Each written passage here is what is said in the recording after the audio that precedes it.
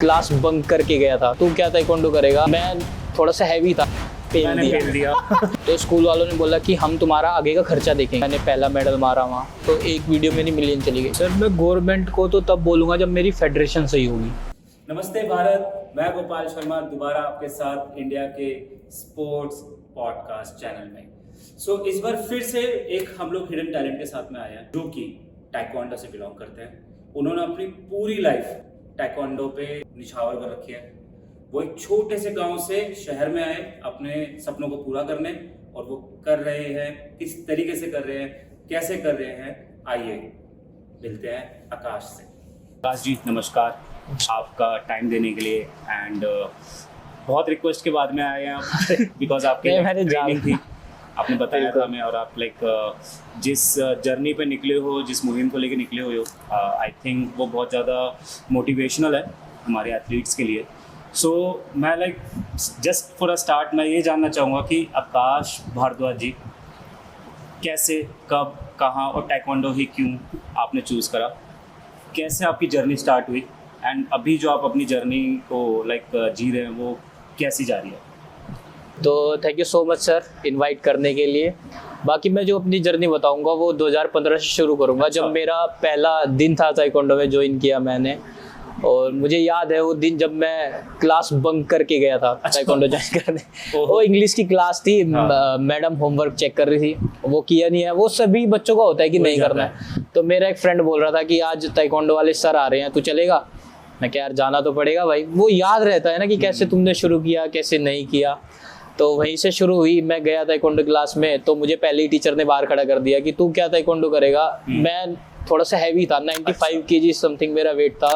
ये आप 2015 में 95 kg? हाँ, मतलब इतना था कि मैंने पहले ही वेट चेक अपना 75-76 दिया था। फिर धीरे धीरे मेरा वेट बढ़ गया, मतलब मेरा मैक्सिमम 96 kg गया है। तो उस टीचर ने भी बोला कि आओ तुम शुरू करो। तो धीरे धीरे किक करी, थोड़ा सा इंटरेस्ट जागा।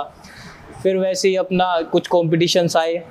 सर ने बोला कि एक चैंपियनशिप आ रही है और 2 दिन की चैंपियनशिप। अब 2 दिन स्कूल से छुट्टी भी चाहिए था, और दोस्त के साथ किसका मन नहीं करता। 8 क्लास में तो ऐसा लगता है कि यार मेरे सारे फ्रेंड सर्कल है, सबके साथ घूमने को मिलेगा। और 500 रुपये में 2015 में तो सोचे कि चल घर वाले तो दे ही देंगे, अपना निकलते हैं। तो निकले कंपटीशन के लिए। तो वहाँ पहुंचे, मैं पहला मैच खेला, जीत गया। मुझे भी नहीं पता कैसे जीत गया। अच्छा। हाँ, क्योंकि मैं एक ग्रीनफील्ड स्कूल था, मतलब पास में ही, लोकल में ही ना। एक स्कूल छोड़ के एक स्कूल, ऐसे समझ गया। तो वहाँ खेला, मुझे भी नहीं पता। मैं जींस की पैंट में और टी शर्ट में खेला। वो बटन वाली टी शर्ट आती थी उस टाइम पे, मुझे याद है बिल्कुल। मैं मोटा बिल्कुल ना, मेरी पैर भी नहीं उठ रहे। मैं जीत गया वो पहला मैच जीत गया, दूसरा हार गया। तो जिससे हारा वो मेरा क्लासमेट था जो साइड में बैठता था। अच्छा। अब आपको पता है जब क्लास में बातें उठती है कि यार मैंने तो इसको हरा दिया, तो बड़ी इंसल्ट सी हुई। यार क्या बोल रहा है यार, हरा दिया मैंने इसको, कैसे? अब मोटा आदमी क्या ही करेगा। वो फिर चिढ़ाने लगे मुझे कि यार ये तो मोटा है, ये क्या करेगा, ये कैसे जीत जाएगा। फिर वो होता है ना हवाबाजी। तो गांव के लड़कों में वो होती है कि भाई ना, कि मैंने तो इसको पेल दिया है ना। मैंने तो पेल दिया वर्ड है ना, गांव में बहुत चलता भी है। हाँ, और ये हर्ट करता है ना कुछ लोग। मुझे भी वैसे ही हर्ट किया। तो मैं उसी वेट के साथ, पता नहीं था, तो मैंने सर से बात किया डायरेक्ट जाके। इमरान कुरैशी सर का नाम था। अच्छा। तो उन्होंने मुझे मोटिवेट किया कि भाई कर सकते हैं। उन्होंने वीडियोस दिखाई, कुछ मोटे मोटे बच्चे कैसे फ्लेक्सिबल हो जाते हैं, कैसे ऊंची ऊंची किक मारते हैं। तो मैंने तभी ठान लिया। तो तब से धीरे धीरे मैं बंक करने लगा क्लासेस और सीखने लगा। घर आके चलते चलते कभी हवा में मार देता था, गिर जाता था। अब कौन इतना मोटा आदमी कैसे संभलेगा कैसे संभालेगा अपने वेट को। तो वही सब चला। फिर धीरे धीरे अगला कंपटीशन आया 3-4 महीने बाद। 500 से फीस 800 हो गई। बट वो दिमाग में था कि भाई इसको हराना है, इसको हराना है, खेलना नहीं है, इसको हराना है, मेरे वेट में खेलेगा। अच्छा। बस ये दिमाग में था मेरे। उसको मैंने हरा दिया। मिला कुछ नहीं है मेरे को, खाली उसको बस वैसे ही धीरे धीरे इंटरेस्ट जाग। हाँ, कि भाई मैं क्लास में गया। सबसे पहले दिन जब मैं मेडल जीता, अगले दिन मैं क्लास में जाके ही बोला फेल दिया फेल दिया मैंने इसको। जो मेरा सपना था वो पूरा हो गया। अब क्या हुआ, वो तो पूरा हो गया। अब उसके बाद क्या, अब जो पिछले 2 महीने से काम नहीं किया वो भी दिखाना है टीचर को। जो होमवर्क क्लास वर्क था वो तो हुआ ही नहीं। अब उसको पूरा करने के लिए कौन 2-3 दिन लगाए अब दूसरों से नोटबुक ले। तो सोचा कि इसको छोड़ो, अब यही कंटिन्यू करते हैं। अच्छा। तो फिर धीरे धीरे ताइक्वांडो में बना। फिर मैं डिस्ट्रिक्ट खेला, सिलेक्ट हो गया हैवी वेट में। और फिर मैं स्टेट गया। तो पहला मेरा स्टेट का मैच था, जैसे ही रेफरी ने कॉल किया तो मैं तैयार बिल्कुल, मैं क्या सर आज देखो मैं निकला जंग पे। अब मेरी वैसी आदत थी शुरू से, मैं बहुत कम बोलता हूँ, पर ऐसे टाइम पे ना मैं बहुत एक्साइटेड हो जाता हूँ, यार मेरा मैच आ गया, यार मेरा काम है ये, या मेरे कुछ चीजें हैं तो उसमें मैं एक्साइटेड हो जाता हूँ, रिस्पांसिबिलिटी समझ में आती है। हाँ कि यार मुझे करना है, मुझे करना है। तो सामने मेरे से कम इतना लंबा एथलीट, अच्छा, वो बहुत पतला, ब्लैक बेल्ट, हमारे इसमें होता है कि ब्लैक बेल्ट जो बांधेगा रोब है उस लड़के का ना भाई, वो मतलब एक्सपीरियंस एथलीट है, बहुत ज्यादा स्किल्ड वाला है। तो वैसे ही हुआ, मैं गया, मैंने देखा क्या ये है, सर कह रहे ये है, मैं क्या पेल दूंगा, इसमें क्या है पेल दूंगा। अब जैसे उसने फ्लेक्सिबल 180 डिग्री करी और हवा में किक मारी, मैंने बोला सर बोलो ना बात करो इससे कि भाई कि मारे ना। हाँ तो सर बोल अब तेरे हाथ में, मैं क्या बोलूँ जाके, कोच क्यों बोलेगा, कोच की भी एक इज्जत होती है भाई, स्टेट खिलाने ले जा रहा हूँ तुझे और इतनी दूर लाया हूँ तो तुझे इसलिए थोड़ा ना लाया हूँ। तो रेफरी ने कॉल किया कि आओ तुम अरीना के बीच में, मैं गया बिना गार्ड्स के, रेफरी ने बोला कि गार्ड्स पहन के आओ, मैं क्या ऐसे ही पेल दूंगा पता नहीं था कि नॉलेज नहीं थी गेम के बारे में इतना, और पहले इतना ग्रो भी नहीं था 2015 के टाइम पे ना ताइक्वांडो की इक्विपमेंट सारे आ जाएं, तो रेफरी ने उसको भी बुला लिया और सब कुछ पहन के आया। जैसे ही हुआ मैंने बोला जिता दो। तो ये मेरा पहला स्टेट था जिसमें वॉक ओवर करा आपने वैसे। हाँ कि मैं अंदर गया और बोला जिता दो, किक नहीं खेलेगा, मैं क्या मर जाएगा वापस आ गया तो वहाँ कोच ने मेरे को आते ही 2 गुद्दी पे लगाए। अच्छा। कि भाई ये क्या कर रहा है तू, क्योंकि मैं सोचता था कि यार ये सब ना एंजॉय करना है लाइफ को, कोई गोल नहीं था, क्लासेस बंक हो रही थी, घर वालों से छूट मिल गई थी, तो क्या ही करना है, अब यही चीजें होंगी। फिर धीरे धीरे अपना आया मैं, फिर 2017-18 के बाद मैंने स्कूल्स में मेडल मारने शुरू करे। अच्छा। मेरा याद है जब मेरा CBSE नेशनल में मेडल आया तो मुझे स्टेज पे बुलाया गया स्कूल के अंदर 10th के एंड में, और मुझे तब बहुत प्राउड फील हुआ कि यार हाँ मैंने लाइफ में अब कुछ किया है। तो मुझे तब फील हुआ कि यार ये तो बहुत अच्छा काम है यार, मतलब मैं किसी को जाके बोलता था यार तूने क्या किक मारी भाई, मुझे सिखाएगा, लोग मुझे आके बोल रहे हैं कि यार तू क्या खेला भाई, कैसे, कहाँ ट्रेनिंग करते हो, कैसे करते हो। तो तब मुझे फील हुआ। फिर उसके बाद मैं जैसे ही स्कूल आया, स्कूल में मुझे स्टेज पे बुलाया, तब और ज़्यादा प्राउड फील हुआ, पूरा स्कूल तुम्हारे लिए तालियां बजा रहा है। फिर ठीक है, छोटे छोटे बच्चे जब तुम्हारे सामने से निकल रहे तो good evening, good afternoon, stage पे जाने से तो बड़ा माहौल चेंज हो रहा है ये, है ना। तो स्कूल वालों ने बोला कि हम तुम्हारा आगे का खर्चा देखेंगे, अगर तुम स्कूल की तरफ से कहीं खेलने जाते हो तो हम उसका पे करेंगे। अच्छा। तो मुझे लगा यार ये तो और अच्छी, और तब ना सोशल मीडिया भी नहीं था कि तुम कुछ सर्च कर लो, मेरे पास फोन भी नहीं था, नहीं था। तो मैं सोचा यार ये अच्छी चीजें है ना, कि अगर तेरा खर्चा स्कूल वाले दे रहे हैं तो घर वालों को भी कोई बस खेलना ही है अपने को, तो और कुछ नहीं करना है। प्लस कैंटीन से समोसे मिल रहे हैं, प्रैक्टिस करो, समोसे खाओ, बिल प्रिंसिपल भरेगा तो वो चीज़ें थी। तो धीरे धीरे स्कूल वाले भी काफ़ी सपोर्ट करते हैं ना छोटे छोटे स्पोर्ट्स को, कि बच्चे हमारे आगे जाएं, हमारा एरिया में थोड़ा सा नाम हो, बैनर लग जाएं। तो फिर 10th में मैं पास आउट कर गया, तो मेरा थोड़ा सा झगड़ा हो गया स्कूल में ना 10th के एंड में, मतलब 10th खत्म होते ही मेरा झगड़ा हो गया।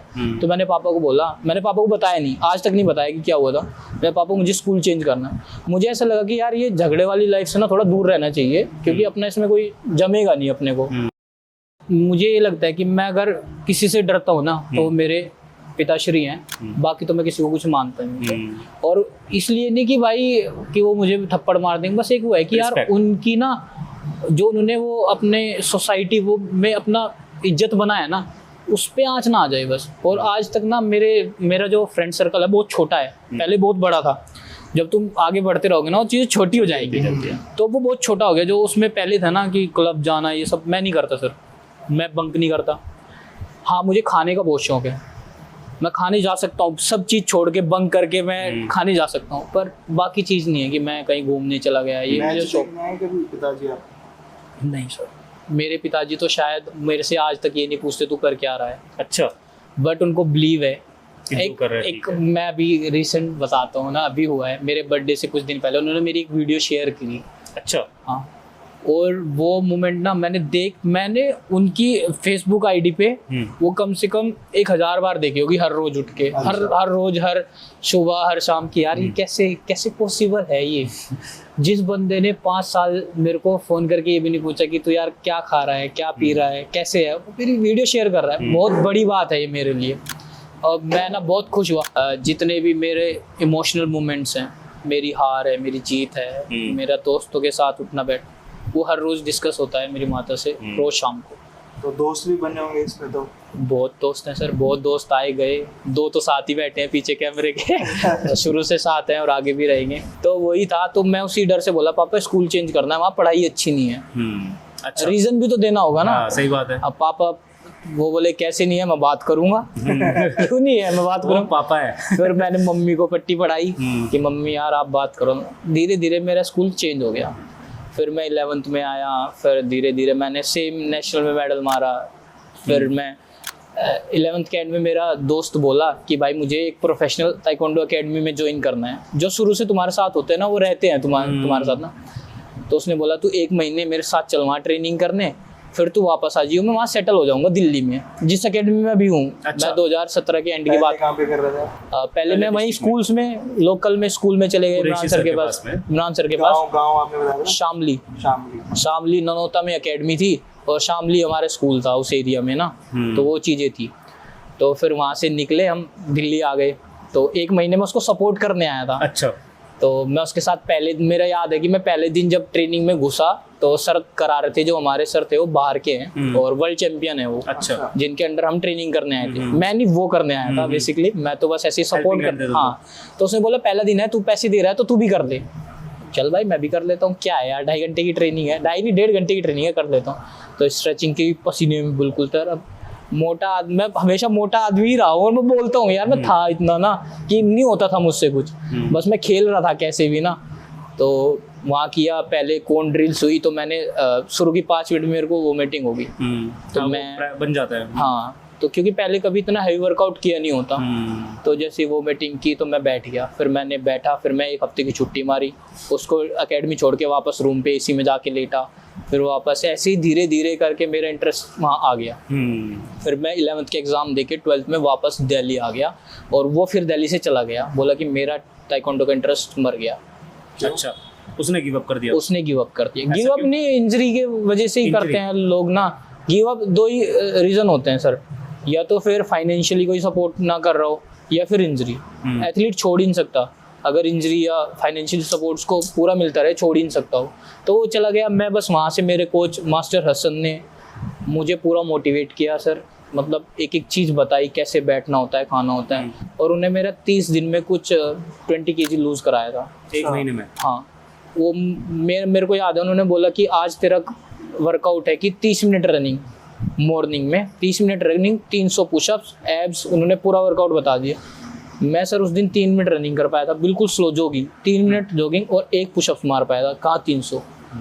और वो फिर अगले 1-2 महीने में ऐसा चेंज हुआ कि मैं कंटिन्यू पूरी टीम के साथ रनिंग भी किया हूँ, पूरी 2.5-3 घंटे की ट्रेनिंग भी किया हूँ, फाइटिंग सेशंस भी किया हूँ, जिसके मुझे डर लगता था, सीनियर्स के साथ भी खेला हूँ। और उन्होंने इस मतलब फिर धीरे धीरे आया, फिर नेशनल, जूनियर नेशनल आया, मैंने पहला मेडल मारा वहाँ। और फिर उसके बाद तब तक घर वालों का सपोर्ट था। फिर मैं इंटरनेशनल खेलने गया, तब भी घर वालों का सपोर्ट था, क्योंकि वियतनाम में खेला, जॉर्डन खेला। साउथ एशिया या कैसा था वो? नहीं, ओपन रैंकिंग टूर्नामेंट। अच्छा, रैंकिंग, ताकि मेरा एक्सपीरियंस बढ़ जाए। अब जब आप एक लेवल पे चले जाते हो ना, नेशनल तुम मेडलिस्ट बन गए, तो तुम्हें लगता है कि अब इसके बाद तो सिर्फ इंटरनेशनल है। जब तक तुम वहाँ के एथलीट के साथ कॉम्पीट नहीं करोगे ना, तो तब तक लेवल नहीं आता। जाना तो अपन को उधर ही है ना, इंटरनेशनली जाना है। फर्क क्या देखा आपने कि मतलब जो इंडिया के एथलीट्स थे और वहाँ के एथलीट्स? माइंडसेट। जैसे कि हमारा क्या होता है कि हम जाते हैं, सारी चीज़ सोच के जाते हैं कि यार मुझे जीतना, तो सभी सोचते हैं, पर एक जो होता है ना प्रेशर फील ना करना कि भाई मैं जा रहा हूँ, तो मुझे घर वालों को बोलना है कि पापा 80,000 रुपये लगेंगे कंपटीशन के, ऐसे एक एक चीज़ अरेंज करनी है। फिर उसके, अब तुम कितने भी अमीर हो ना, तुम 80,000 दोगे ना, तुम्हें फील होगा कि यार सही बात है, जब आप स्टार्ट हो जाती है तब से। अगर तुम हारोगे भी ना, तुम पापा पूछेंगे तू कर क्या रहा है भाई, 80,000 रुपये तूने ऐसे खर्च कर दिए।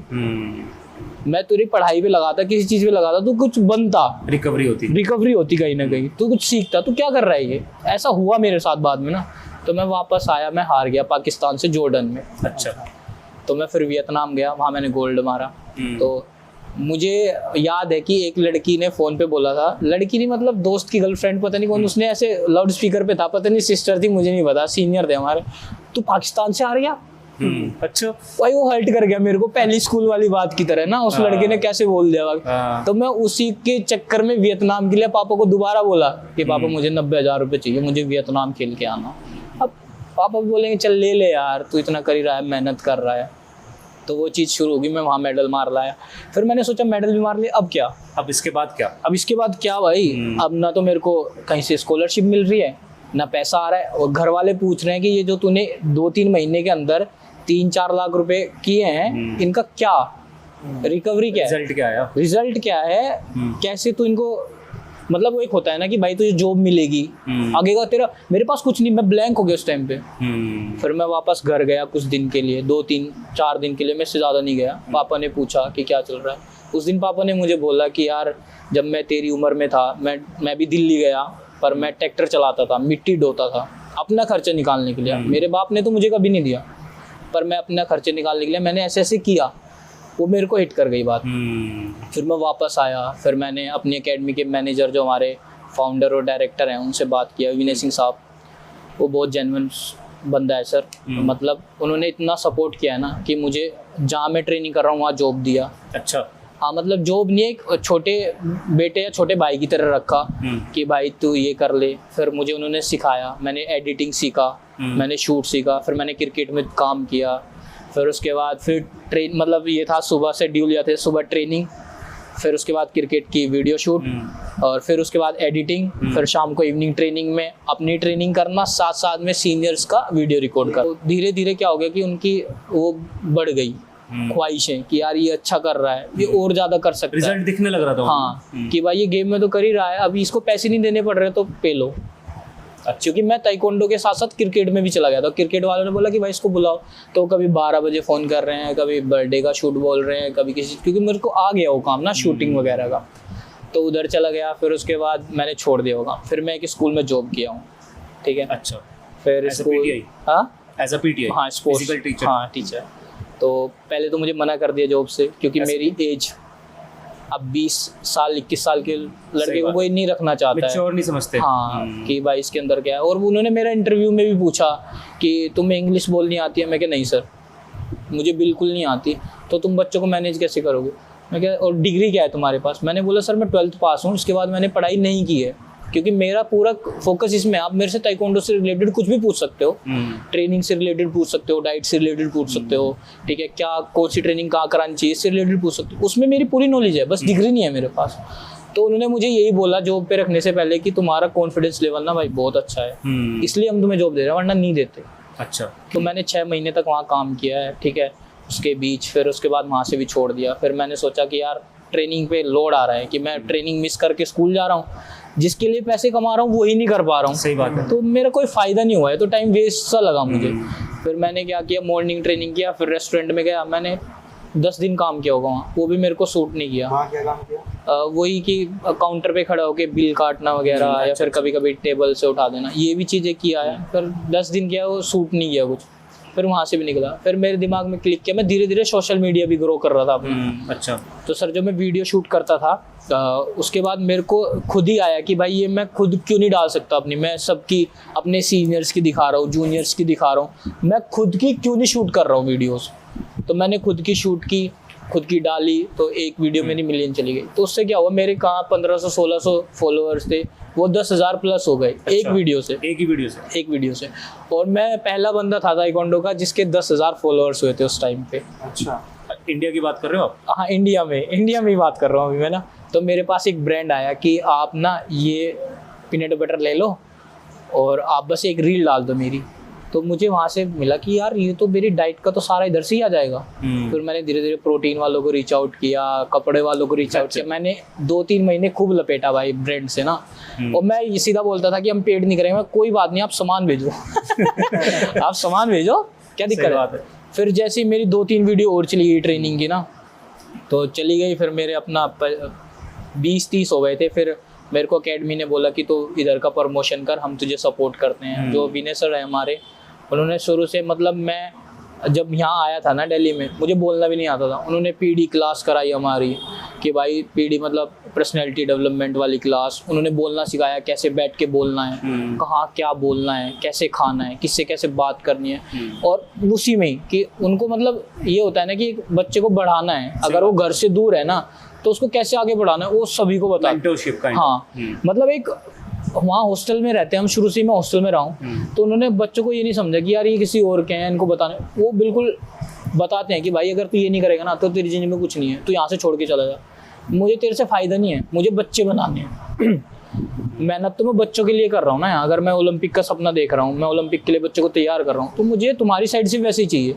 अब मैं वहाँ जा रहा हूँ, मैं 10,000 रुपये दे रहा हूँ, पर मैं ट्रेनिंग नहीं कर रहा हूँ, भगा देते हैं वो कि भाई तुम अपने घर जाओ, हमें ज़रूरत नहीं है, हमें पैसे नहीं बनाना है, हमें बच्चा बनाना है। तो उनका ये है, तो उनसे मैंने बहुत चीज़ सीखी। तो वैसे वैसे उनके बारे में उन्होंने मुझे बोला कि हम तुझे करते हैं सब प्रमोशन कर। अच्छा। मैं उस साइड चला गया और अभी तक उसी साइड हूँ। फिर वो मेरा ख़त्म हो गया, एक ब्रांड आती है, फिर मुझे 1 साल का स्पॉन्सरशिप देती है कि हम तुम्हें 1 साल तक सपोर्ट करेंगे, और उससे मेरा भी एक खर्चा निकल रहा है। तो ये सब चीज़ें हैं, यहाँ तक मैं अभी पहुँचा हूँ, फिर आप मेरे से मिले। अच्छा। अब ये इतनी जर्नी है मेरी। सो आकाश जी यार, जो आपने भी जर्नी शेयर करी है ना, मतलब कहीं ना कहीं ये पर्सनली मेरे लेवल पे लाइक मुझसे बहुत ज़्यादा रिलेट कर रही है। मैंने भी अपना करियर टाइक्वांडो से स्टार्ट करा था, है ना, और टाइक्वांडो से स्टार्ट करते करते जैसे आपको फील हुआ कि फाइनेंशियली बंदे को स्ट्रॉन्ग होना ज़रूरी होता है स्पोर्ट्स में अगर अपना करियर डिसाइड करना है, सेम मुझे भी फील हुआ। बट जब वो फील हुआ, जिस लेवल पे आगे फील हुआ, जब जॉब पकड़ी तो फोकस हटना स्टार्ट हो गया प्रैक्टिस से। बट बहुत कम लोग होते हैं जो जहाँ तक मुझे लगता है कि बहुत कम लोग होते हैं जो कि ये समझ पाते कि नहीं यार मेरा एम यही है। अगर कमाई स्टार्ट हो जाती है तो आई थिंक वो कमाने के पीछे जाता है। तो आपका ओपिनियन क्या है कि अभी जो आप अभी कल्चर देख रहे हो, जिस सर्कमस्टांसिस में हो, मुझे लगता है हर लेवल के लोग होंगे, तो लोगों का माइंड विजन कैसे चेंज हो रहा है? लोग कर रहे हैं कि माइंड विजन चेंज, या उनके एम फोकस वो अचीव कर पा रहे हैं, नहीं कर पा रहे, इकोनॉमिकली वो कैसे अरेंज कर रहे हैं जनरली? सर मेरा तो ये इसमें मेरा जो पॉइंट ऑफ व्यू है ये है कि जो एथलीट है ना, जब उसको जॉब मिल जाती है तो वो सिक्योर करने लग जाता है खुद को ना, कि भाई अब मेरी तो मंथली हो गई, मैं सेटल हो गया अपनी लाइफ में। मेरे बहुत फ्रेंड हैं जो मैंने देखे हैं, वो ना एक जॉब जैसे ही शुरू किया उन्होंने बिल्कुल गिव अप कर दिया कि गेम भाई से गिव अप कर दिया कि भाई अब मेरी जॉब लग गई है कोटे से, अब मेरे को क्या करना है, मतलब पुलिस गेम्स खेलने हैं, अपनी पोस्ट बढ़ानी है, ख़त्म, ठीक है। और दूसरी साइड जो एथलीट है, जो अपना करियर सोच रहे हैं कि मुझे ओलंपिक्स खेलना है, मुझे वर्ल्ड चैंपियनशिप खेलना है, वो सिर्फ स्पॉन्सर के चक्कर में पड़े हैं कि मुझे स्पॉन्सर मिल जाए।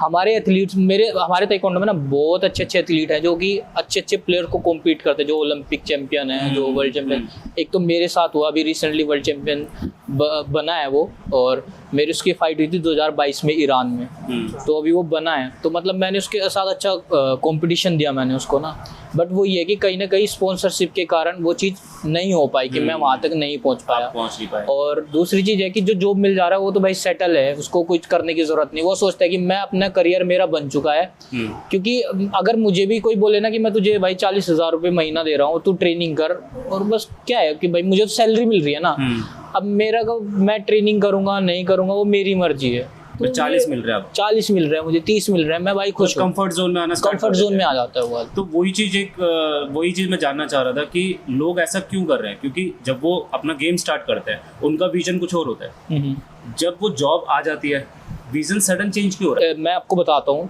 इसमें ना मेरे साथ भी हुआ है। मैं ना साई में ज्वाइन हुआ, और वो ना 2 हफ्ते के लिए बिल्कुल।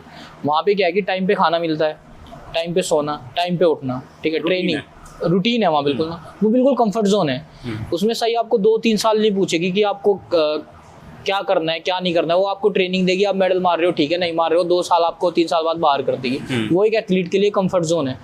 जब उसके बाहर आएंगे हम, जैसे कि मैं अभी एक प्रोफेशनल अकेडमी हूँ, यहाँ खुद देखना पड़ता है कि भाई कौन सी ब्रांड को रीच आउट करना है, कौन मेरा खर्चा देगा, ठीक है, क्या मुझे खाना है, ठीक है, क्या मुझे ट्रेनिंग करना है, क्या मुझे फीडबैक देना है कोच को अपना, क्या मुझे कोच से फीडबैक लेना है। लेकिन गवर्नमेंट में ऐसा नहीं है।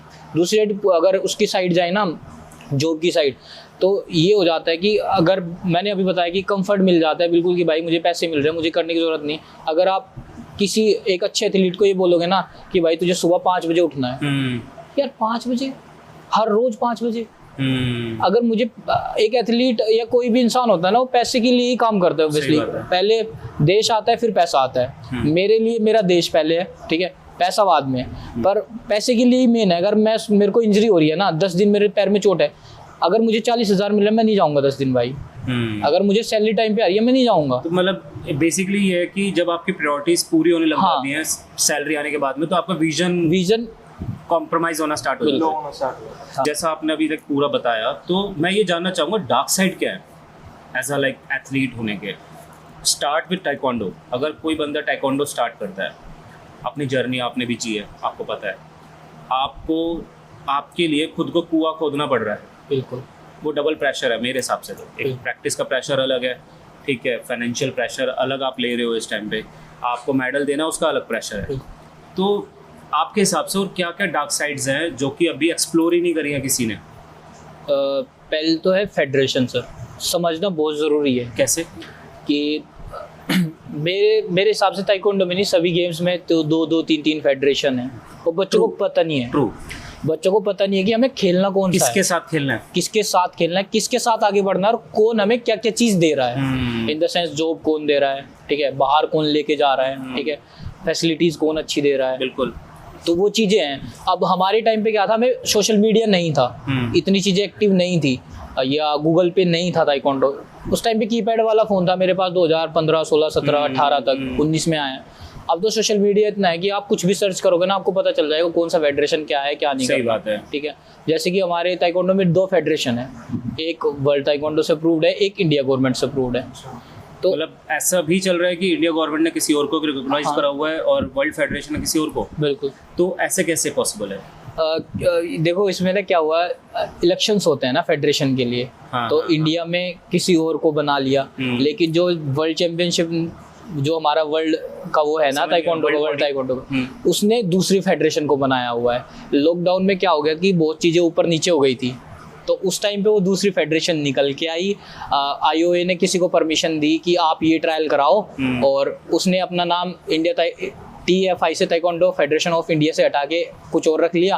तो ये तो फेडरेशन पहले ही थी, एक और बन गई, तो वो सीधा वर्ल्ड ताइक्वांडो से अप्रूव्ड हो गई। ये तो दिखा ऐसे कि IOA हमें सपोर्ट कर रहा है। हाँ, ये दिखा के तो वो चीज़ें गैप हो गई।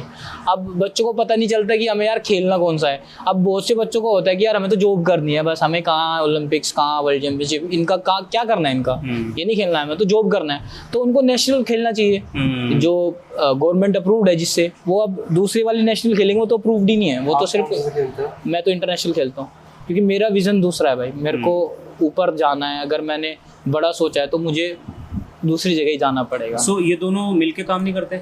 ये दोनों का अलग ट्रैक है? अलग ट्रैक है बिल्कुल। सो दोनों की अलग प्लेयर एथलीट्स की ऑडियंस है या आपस में मैनेज कर लेते हैं? नहीं, हमारी फेडरेशन एथलीट को कोई परेशान नहीं करती है भाई। तुम नहीं है, हाँ, तुम कहीं खेलो, तुम्हारी मर्जी है, ठीक है। तुम्हें इंटरनेशनल जाना है हमारे पास आओ, तुम्हें नेशनल जाना है उनके पास जाओ, हमें कोई तुमसे आपत्ति नहीं है। मतलब इनका आपस में जो है वो बट मैं यहाँ पे एक चीज़ आपसे समझना चाहूँगा। जैसे एक रहता है ना कि इंटरनेशनल वही बंदा जाएगा जिसके एटलीस्ट लेटेस्ट में कोई सीनियर नेशनल में मेडल हो या जूनियर में मेडल हो।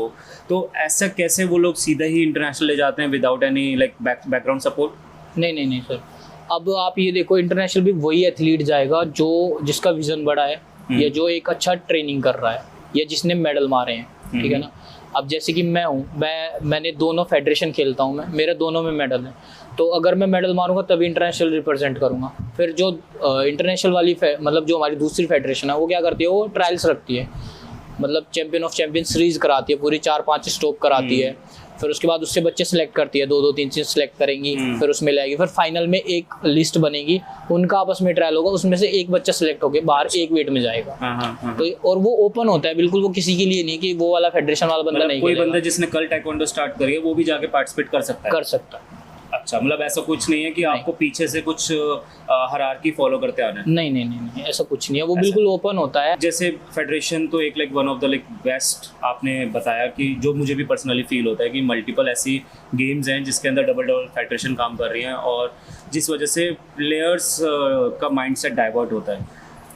इसमें डार्क साइड में कोचेस का कितना हाथ है बच्चों का करियर ख़त्म करने में और बनाने में?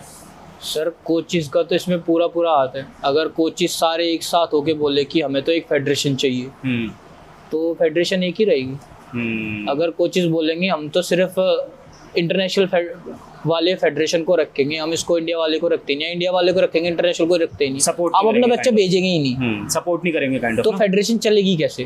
तो कहीं ना कहीं पैसे कमाने का सोचते हैं। बिल्कुल। अब मैं बोलूँ कि भाई एक कंपटीशन हो रहा है तमिलनाडु में हो रहा है, एक कोच ले रहा है उसको खिलाने के 25,000 रुपये, ठीक है ना भाई। कोच अगर 20 बच्चे लेके जा रहा है, ठीक है, और वो बोल रहा है कि सबसे 25,000 दो, आप कैलकुलेट कर लो, और लग कितने रहे हैं 10-10 हज़ार। तो ये कोई सेट क्राइटेरिया नहीं कि इतने ही पैसे लगने चाहिए? सर उसमें तो आ रखा है, लेटर पूरा निकाल। आजकल का यूथ नहीं देख रहा है ना, खाली इंस्टाग्राम पे रील देख रहा है, ठीक है, सर्च नहीं कर रहा है, रिसर्च नहीं कर रहा है कि इस चैंपियनशिप में कितना पैसे लग रहा है, क्या एंट्री फीस है, ट्रेन की टिकट कितने की है, ठीक है। छोटा छोटा बच्चा नहीं देखता है, पेरेंट्स भी नहीं देखते हैं, नहीं। अब जैसे कि कोई मुझे बोले कि भाई मैं तुझे लेके जा रहा हूँ गोवा खिलाने लेके जा रहा हूँ, ठीक है, और वहाँ 50,000 रुपये लगेंगे, तो मैं देखूंगा टिकट कितने की हो रही है, चैंपियनशिप की एंट्री फीस कितने की है, कितने चाहिए, हाँ फेडरेशन को कितने चाहिए, ठीक है, और भाई रहने का कितना लग रहा है, ठीक है, ट्रैवल में अगर मैं यहाँ से मेट्रो जाऊँगा कितना, मैं पूरा जोड़ूंगा उसको, फिर बताऊँगा भाई ये तो इतना लग रहा है। बट बाकी जो एथलीट्स जो लोकल एकेडमीज़ के होते हैं या नीचे डिस्ट्रिक्ट वगैरह या फिर इंटर स्कूल वाले, उनको नहीं पता होता। उनके पेरेंट्स को बोलोगे ना भाई आपको 25,000 देने, सर प्लीज़ बच्चों को खिला के लाओ। जो एक्सट्रीम लेवल पे खेल रहा हो बच्चा बहुत अच्छा सर, तो उसके लिए पैसे कितना बैरियर करता है? सर ये तो वो एथलीट वहीं स्कूल में रह जाता है, जैसे कि जिसने मुझे हराया था और उसके पापा की कैंटीन थी स्कूल में, वो आज मुझे दिखता ही नहीं है। अगर उसने मुझे हराया था तो कुछ तो पोटेंशियल था उसके पास, सही बात है, कि उसने मुझे हराया। काश वो अगर कर रहा हो तो मेरे से अच्छा करता, वो पूरा फ्लेक्सिबल था, मेरे से पतला था, एजिलिटी स्पीड, एक्सपीरियंस भी था, वो काफी टाइम से सीख रहा था। बिल्कुल। तो वो आज कहीं और होता अगर उसके पास पैसा होता। वो तो मेरे पापा मेरे पेरेंट्स ने मुझे सपोर्ट कर दिया उस टाइम पे कि मैं आ गया। मैंने बताया कि एक टाइम पे ना मैं जब दिल्ली आया था नया, तो मैंने नेशनल मेडल मारा, तो मुझे लगा कि मुझे इंटरनेशनल खेलना चाहिए। तो एक फुजीरा दुबई में कंपटीशन होता है, तो उसके लिए हमने किसी को रीच आउट किया, फेडरेशन, मतलब पता नहीं फेडरेशन का बंदा था, कौन था, इंडिया का ही था वो। उसने बोला कि 50,000 रुपये मैं तुम्हें खिला के ले आऊँगा। अब मुझे लगा कि यार कोई मुझे 70 बोल रहा है, कोई 80 बोल रहा है, तो 50 बता रहा है। वो ये कोच तो जा रहा है, रजिस्ट्रेशन दिखा रहा है साइट पे, तो ये जा रहा है तो 50 बता रहा है, तो जा रहा होगा ना भाई, इसके साथ चलते हैं, 50,000 कम में जा रहा है। मैंने पापा को बोला पापा इस अकाउंट में 50,000 रुपये डलवा दो और मुझे ऐसे ऐसे खेलने जाना है। अब पापा भी खुश, भाई मेरा बेटा इंटरनेशनल खेलने जा रहा है, सही, घर वाले भी खुश। तो पापा ने तुरंत डलवाए 50,000 और वो डलवा दिए। फिर मैं उसको फ़ोन कर रहा हूँ, बोल रहा है कल रजिस्ट्रेशन हो जाएगा, परसों रजिस्ट्रेशन। अब इंटरनेशनल में जब तक रजिस्ट्रेशन नहीं हो तब तक तुम्हारे पास वीज़ा फॉर्म नहीं आएगा, तो वीज़ा नहीं अप्लाई कर सकते हो, ठीक है, टिकट नहीं करा सकते हो। तो जब 2 दिन पहले मुझे पता चला कि वो तो फ्रॉड आदमी था, वो मेरे 50,000 रुपये गए। अब मैं अपने घर वालों को क्या बोलूँ? सही बात है कि भाई ऐसी ऐसी चीज़ हुई है मेरे साथ, पापा या मम्मी या भाई, क्या करूँ अब मैं उस टाइम पे मैं सोच रहा था कि यार मैं नहीं भाई अब नहीं होगा मुझसे।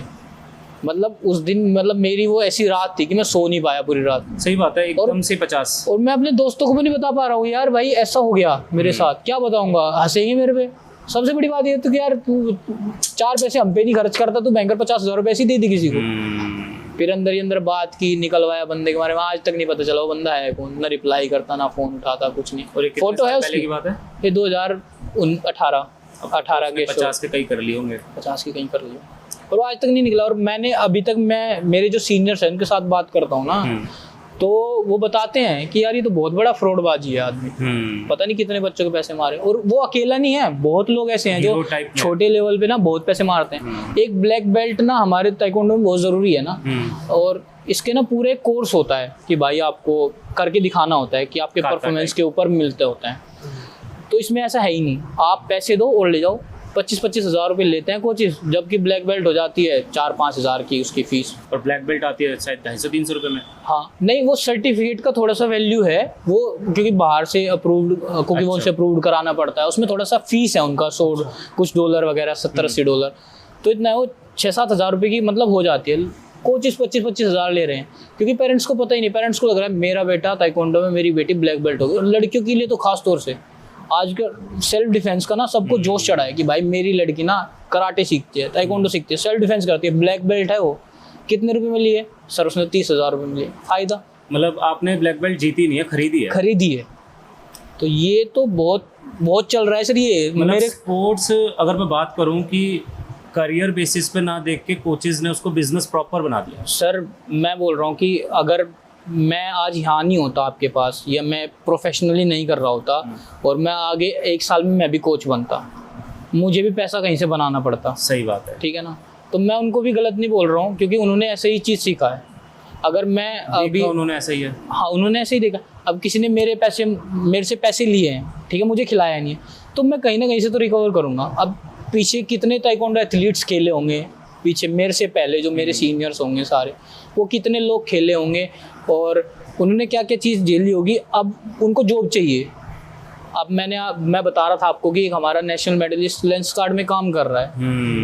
अब अगर वो उसको लाइफ तो चलानी है ना भाई, उसने कितना टाइम लगाया होगा, एक नेशनल पहले स्टेट निकाला होगा, डिस्ट्रिक्ट, स्टेट, फिर नेशनल में भी 2-3 साल बाद नंबर आता है, क्योंकि पहले ही सीनियर बैठे होते हैं वहाँ जो कर रहे हैं अच्छे लेवल, तो वो भी तो कहीं जॉब करेंगे। तो क्यों गवर्नमेंट इसमें कुछ सपोर्ट नहीं कर रही है?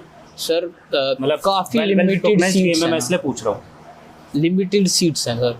अब आप ये देखो, हर स्कूल, आप अभी रिसेंट में ना किसी भी स्कूल में चले जाओ, आपको 75% स्कूल में ताइक्वांडो मिलेगा।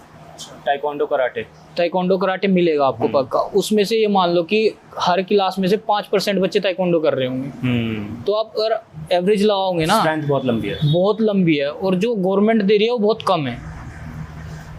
अब वो बच्चे अगर आगे जाके कोच नहीं बनेंगे तो क्या बनेंगे? अब जैसे कि मैं हूँ, मुझे पता है कि भाई मैं इतना प्रोफेशनल में घुस चुका हूँ कि जैसे कि मैं सोशल मीडिया से भी अर्न कर सकता हूँ, मैं पर्सनल ट्रेनिंग देके भी अर्न कर सकता हूँ, मैं कोई कोर्स करके NIS वगैरह करके कहीं कोच लग सकता हूँ। लेकिन कुछ लोगों को नहीं पता है ये चीज़ें, ये रास्ते बताए ही नहीं है पहले। तो किसी स्कूल में जा रहे हैं, स्कूल में सैलरी 8,000 है, बच्चों से कमा रहे 50,000 है।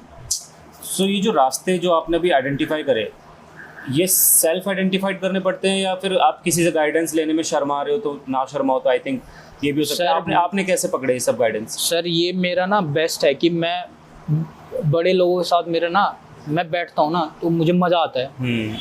जैसे कि मैंने बताया विनय सिंह सर है हमारे, लोग ना उनके पास बैठने से डरते हैं, क्योंकि वो ना पूरी डार्क साइड बताते हैं तुम्हारी, कि तुम्हारी लाइफ ना इतनी ख़राब हो सकती है अगर तुम नहीं करोगे। तो मुझे ऐसे आदमी के साथ बैठने में मज़ा आता है कि भाई ये मुझे बताएं।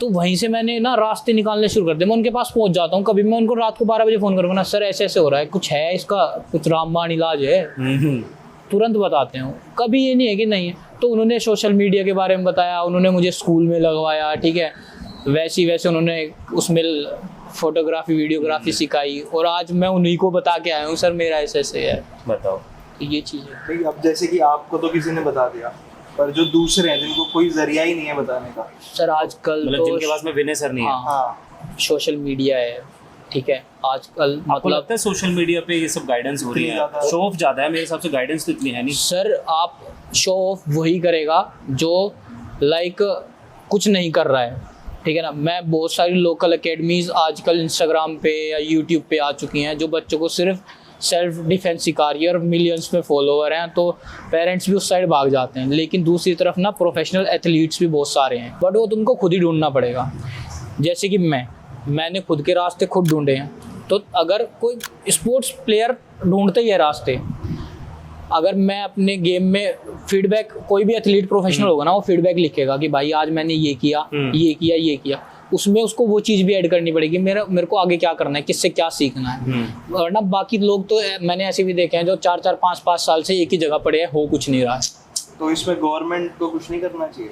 गवर्नमेंट को क्यों नहीं करना चाहिए सर? करना चाहिए, पर गवर्नमेंट आ नहीं रही है ना अभी। जैसे कि अभी मेरा एक दोस्त है, उसने मेडल मारा नेशनल गेम्स में, अभी उत्तराखंड पुलिस में जॉब कर रहा है। अच्छा, स्पोर्ट्स कोटे। मतलब हर जगह रास्ते हैं सर, ढूंढने पड़ते हैं एथलीट्स को। ऐसे नहीं है, क्योंकि मेरा फैमिली बैकग्राउंड बिल्कुल भी स्पोर्ट्स की उसमें नहीं है लाइन में ना, तो मुझे खुद ही ढूंढने पड़ेंगे। मैं फैमिली क्या बोलूँ, पापा मुझे जॉब नहीं मिल रही है, मैंने नेशनल में मेडल मार लिया। फुल जर्नी आपकी जो हमने अभी सुनी, और जिस तरीके से आपने एक्सप्रेस करा, आपने बताया कि आपकी क्या क्या अचीवमेंट्स हैं, किस तरीके से आपने सर्वाइव किया है, मुझे बस एक चीज़ और जाननी थी कि जो आपका 2028 का टारगेट है, इसको अचीव करने के लिए अभी आपका क्या रूटीन फॉलो हो रहा है डेली पे? तो सर मेरा जो रूटीन है ना, वो हमारा मंडे टू फ्राइडे सेशन चलते हैं अकेडमी में, मॉर्निंग इवनिंग 2.5 घंटे के सेशन होते हैं। कोचेज़ के साथ पूरा फीडबैक होता है सुबह से शाम तक जो भी है, और 2028 तक ऐसे ही चलेगा। बाकी डाइट का मैं बताऊँ, और मतलब अगर ट्रेनिंग पे भी आऊँ ना, तो ताइक्वांडो की स्पेसिफिक अलग ट्रेनिंग होती है, उसमें बिल्कुल डीप जाना पड़ता है कि तुम्हारी कौन सी मसल कितनी एक्टिव है, ठीक है। को अब तुम किक मारोगे तो तुम्हारी जो हिप के आसपास जो मसल है वो एक्टिव है या नहीं है, वो फ्लेक्सिबल है या नहीं है, वो बिल्कुल डिटेल में जाना पड़ता है उसमें। तो कोचेस उसी के लिए काम करते हैं हमारे साथ ना, तो वो चल रहा है कंटिन्यू। प्लस डाइट का सर ऐसा है, देखो मैं बताऊँ, वो आप देखे होंगे जितनी बड़ी गाड़ी उतना पेट्रोल खाएगी, तो जितना बड़ा प्लेयर बनोगे आप उतना पेट्रोल आपको देना पड़ेगा खुद को, उतना अच्छा डाइट करना पड़ेगा, उतना महंगा जाएगा फिर।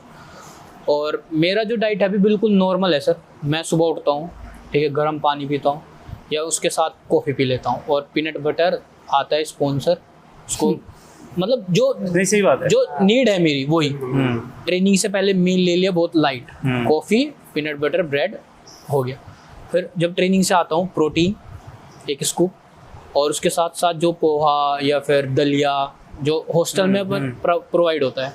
फिर सेम लंच, दाल चावल रोटी, जो अपना देसी खाना है बिल्कुल वो हॉस्टल में मिलता है।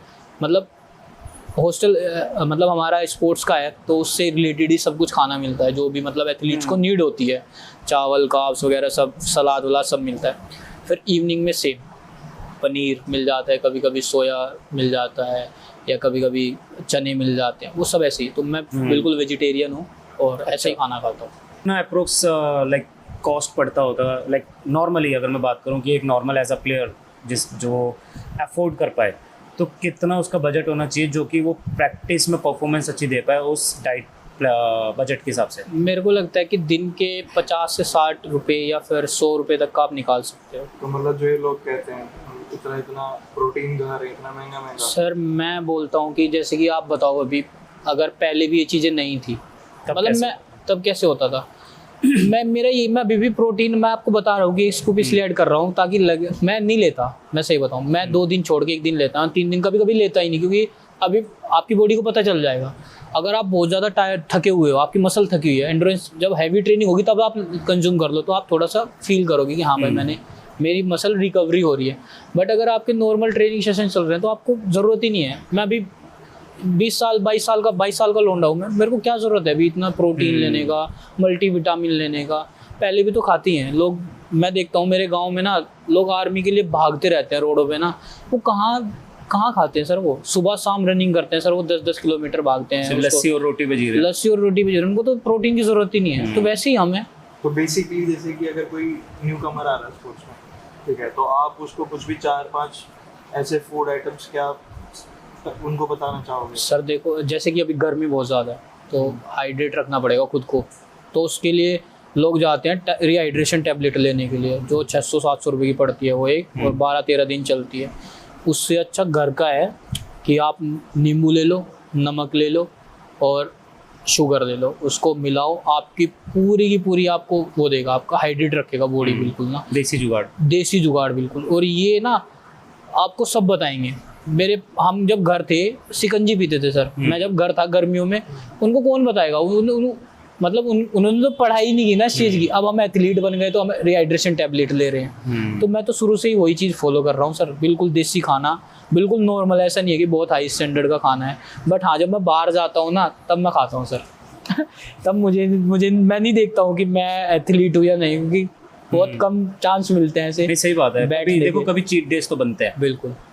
और मैं तो सर, और मेरा ऐसा है कि मैं ना जितनी अच्छी जगह पे खा सकूँ मुझे उतना मज़ा आता है, क्योंकि फूडी हो ना आप। हाँ, मुझे खाना बहुत लग नहीं रहा शरीर देख के फूडी। अरे नहीं सर मैं एक चीज़ पूछना चाहता हूँ आपसे, मतलब जैसे कि अभी आप स्ट्रगल फेस पे हो, ठीक है, आपने बेशक से इंटरनेशनल खेला है, ठीक, पर आप गवर्नमेंट से अगर कुछ मतलब गुहार लगाना चाहो तो किस उसमें वे में लगाओ कि भाई मेरे को इस लेवल के सपोर्ट चाहिए गवर्नमेंट से, या फिर ये फैसिलिटीज चाहिए, जो कमियां हैं उस बारे में क्या कहना चाहोगे? सर मैं गवर्नमेंट को तो तब बोलूँगा जब मेरी फेडरेशन सही होगी।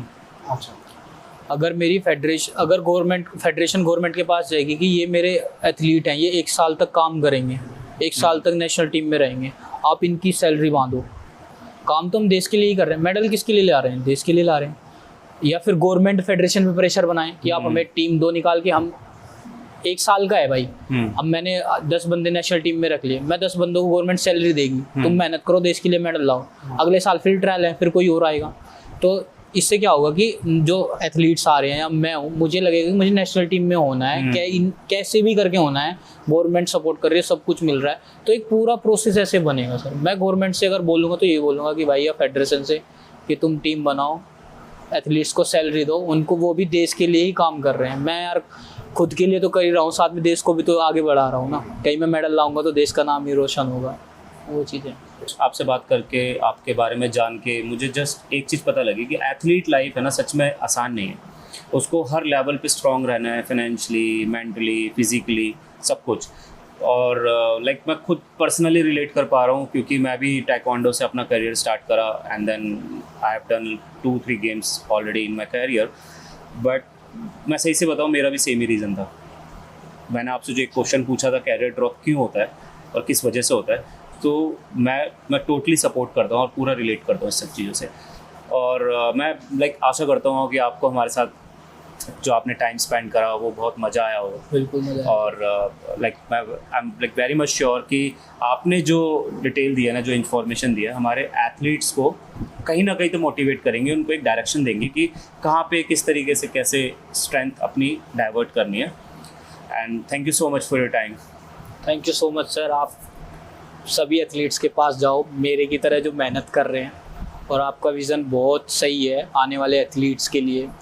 ज़रूर, हमेशा लोग सक्सेस की स्टोरी दिखाते हैं, ठीक है। आप आए हो तो शायद कोई वो लोग भी आए जो बैक एंड पे, जिन्होंने बहुत मेहनत की हो और वो सामने नहीं आए लोगों के, ठीक है ना। बहुत एथलीट ऐसे हैं सर जो मैं जिनसे मिलता हूँ, मुझे मिलते हैं लोग, मैं सोशल मीडिया पे देखता हूँ, कोई रेडी चला रहा है, कोई काम कर रहा है, आप उनकी स्टोरी लेके आओगे ना, तो मैं बता रहा हूँ कि मेरे से ज़्यादा और लोग, बहुत यूथ है ना जो, वो उसको ऐसे ही मोटिवेशन चाहिए। वो एथलीट बहुत हैं जो मेहनत करके अचीव नहीं कर पाए, जैसे कि मैं अभी बताया जूनियर से हार गया मैं, बट मैं स्टिल कर रहा हूँ, और क्या पता मैं ना बन पाऊँ 2028 तक, बट वही है कि मेरी स्टोरी आई सामने। अब मैं आज गिव अप कर दूँ, कल रहूँ या ना रहूँ, वो सब चीज़ें। But thank you so much support के लिए आपके।